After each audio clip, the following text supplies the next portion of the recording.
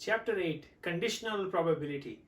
With this chapter, we're going to build a real life spam filter. So in emails, it's very much given that Gmail for us builds some sort of a spam filter for us. But what if we wanted to build our own that automatically learns our own preferences as to what an email is a spam or not? And so for that, we need to learn about conditional probability. And a very common one is using the Bayes rule. We can build a spam filter. But before we get to the Bayes rule, we need to understand probability tables. So let's take an example. Let's say you have 100 emails, and you already have marked certain emails as spam and certain emails as not spam. So let's say from 100 emails, you have marked 50 emails as spam and 50 emails as not spam or not junk, right? So then probability wise, this is 0.5 and 0.5, and you get 100, which is, total is 1 is 100. So now you have built this table of like, hey, I have 50 emails that are junk and 50 email not junk. Junk and spam, same thing. And now you have built this table with this one row.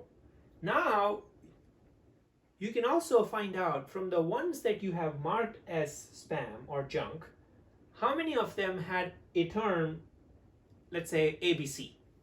And then it finds out, hey, 20% of my emails have the term ABC that are marked as spam or junk.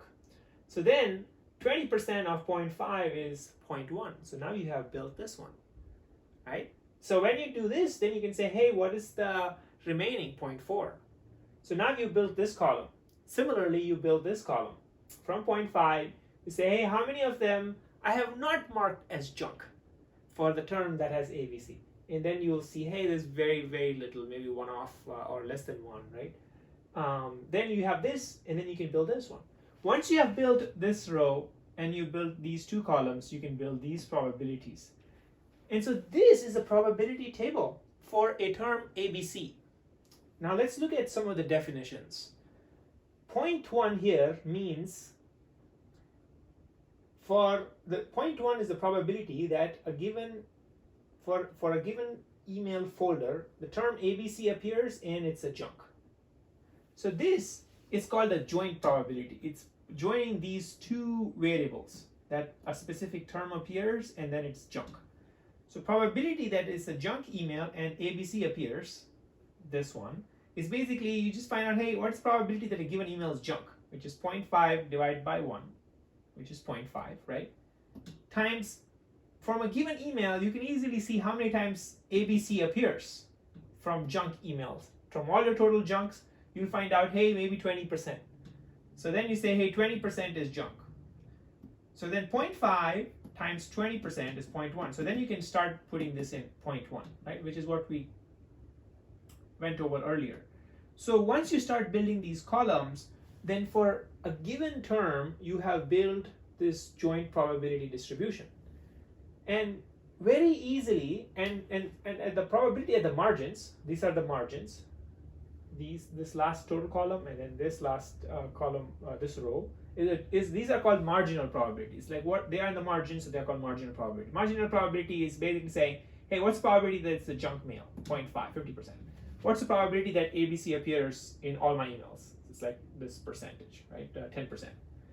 So these are called marginal probabilities. These are called joint probability, which is intersection.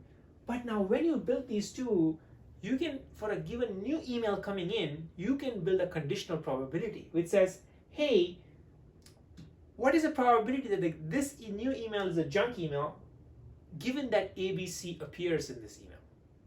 Now, you can build a filter that automatically, after a certain threshold, it can, detect that it's a spam. And now you can do this with the power of probability, because you can say, hey, probability of a junk email given ABC appears is basically a probability of junk email and ABC appears divided by probability of ABC appears. So then you can say, hey, it's 0.1 divided by 0.1005. So it's 99.99%. It's like very high. So now, given your data, given the adaptive rules that your system's learning for just one term, you can build thresholds, conditional probability. This is a conditional probability. What's the condition probability that a junk email, this is a junk email given ABC appears in an email based on your data.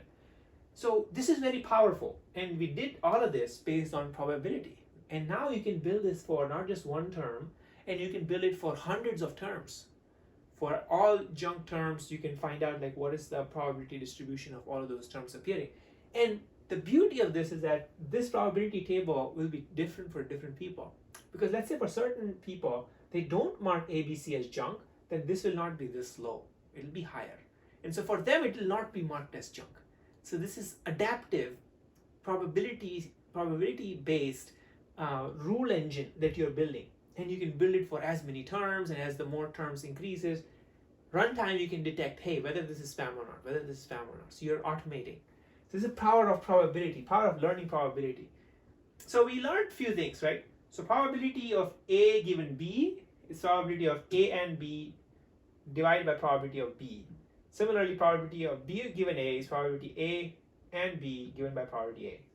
So Bayes' rule gives you this probability calculation. So given, if you have P of A by B, you can calculate P of B by A, right? So if you know that, hey, what's the probability that ABC appears and it's a junk email, because you can count, then you can reverse it, saying, what's the probability this is a junk email given ABC appears. So that's power of the Bayes' rule. So P of B by A is P of A by B times P of B, because if you see P of A intersection B can be written as P of A by B times B, and then P of A. P of A can be written as P of A by B times B plus P of A by B complement times P of B complement. So basically, given P of A by B, you can calculate P of B by A, right? Which is what we just did with this example, which is Bayes' rule. So that is very important, but it all starts with this simple funda, which is P of A intersection B is P of A times P of B by A, P of or the same P of B times P of A by B, right?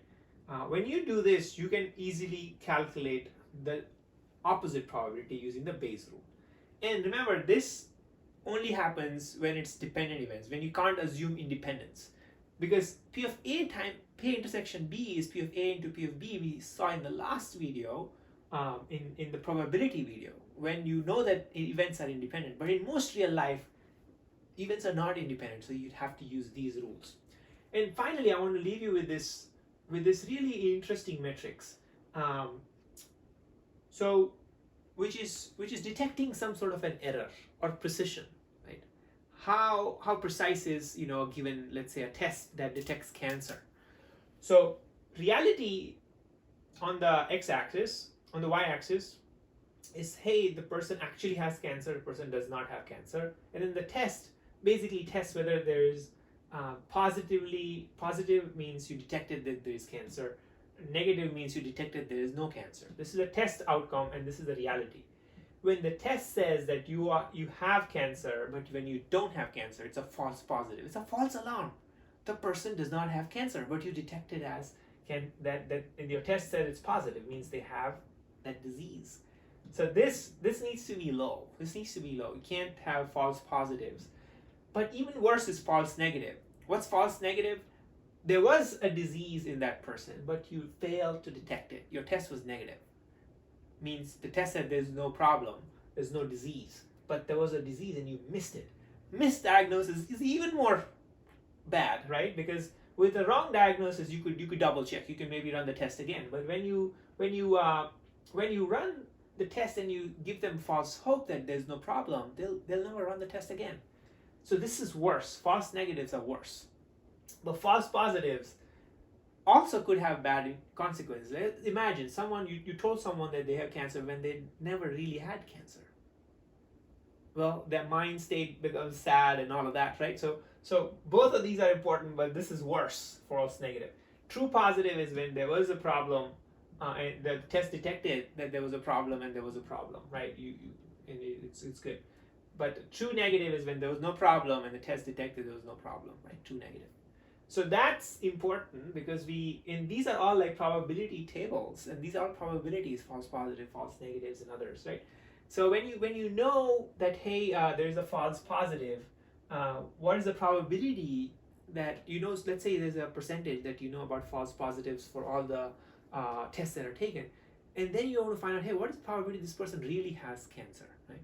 So you can do this with all of the things that we've learned so far, which is conditional probability. You know P of A by B, can you calculate P of B by A, right? We can do this. We can do this. So we can build a joint distribution table, and we can actually say how effective is this test based on just these two, false positives, false negatives. You'd also probably need like a total sample space. It's like, hey, for all the given, like we did for emails, we'd have to find out like for all the given population base, how many of them have cancer. So then you can actually divide the sample space. You can do the totaling, and once you do that, and these numbers should be published for every test, you can actually detect like what is the chance that this person actually has a disease, which is important. I think they should also publish that.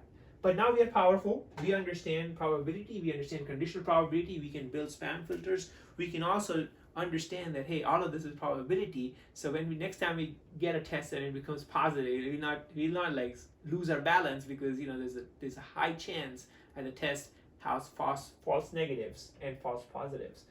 Actually, false positive because there was a positive test. So this is awesome. We built something practical together, and we learned about conditional probability. Useful for all software engineers out there. Thanks.